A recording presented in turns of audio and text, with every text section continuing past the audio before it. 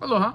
Just a little video. I could also send this to you on one of the things I did with the spellings of majors and minors. But tertiary harmony, it's talking about thirds. In all of our triads, we have a 1, 3, 5, major third and a minor third make up a major chord. When we flip that combination, having a minor third first, then a major third, we get a minor. Well, this happens with every chord. G major becomes G minor. There are only two harmonies a part of these, major third, minor third.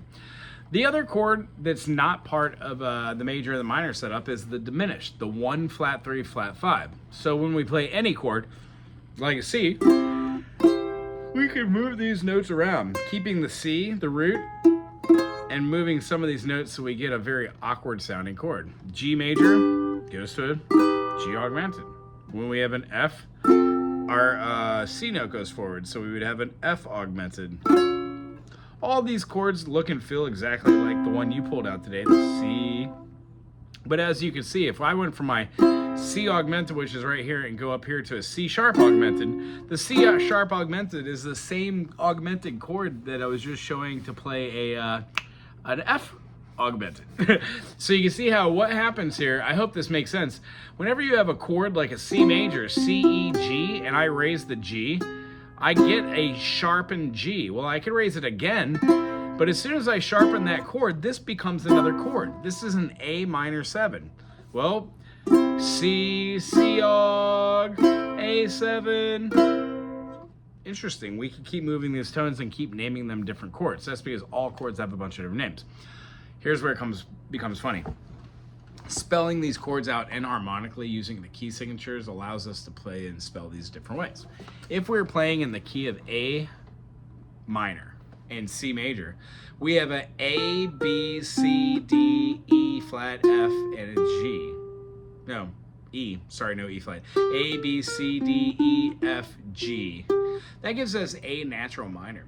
When we play A, B, C, and we have D, E, and then we have F, and then G, G sharp goes into A again, we find ourselves having something called harmonic minor, which is a 1, 2, flat 3, 4, 5, flat 6, natural 7, 1.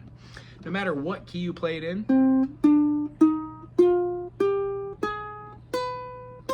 it gives you this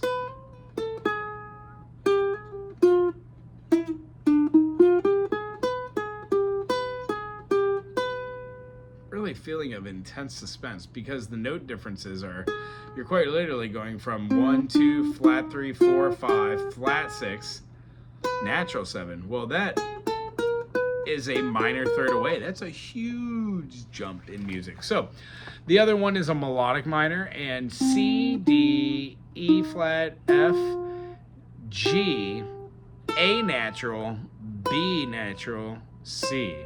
Now we're throwing this now through the eyes of C minor. The difference between melodic minor and harmonic minor and natural minor is schools of thought, especially up to the Renaissance, would have you play a progression like A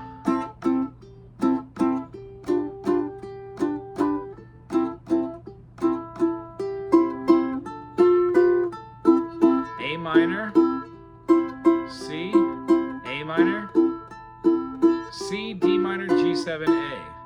Over the top of something like that, we could have C, D, E, F, G, A, B, C.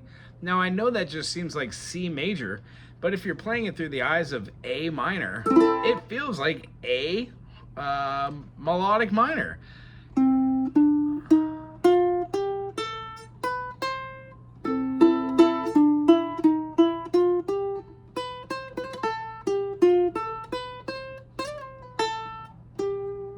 When we have different notes in there besides our C, D, E, F, G, A, B, and C, it makes our notes feel different, and that's why we have 3 different types of minor scaling. We're going to go over this a little bit next week, and I'm going to send you just one of the songs I've been working on here from the book too that I think you'd have fun with. And other than that, have a great week. Try and work out your scales in the key of C, C, D, E, F, G, A, B, and C. Now making a natural minor, C, D, E flat, F, G, A flat, B flat, C. Now try to go harmonic. C, D, E flat, F, G, A flat, B natural, C. And you will instantly hear the difference in your playing on what notes you want to be choosing as far as having a sad or mysterious function. Hope that made sense. If not, throw me an email and I'll try and answer it a little bit better. Aloha.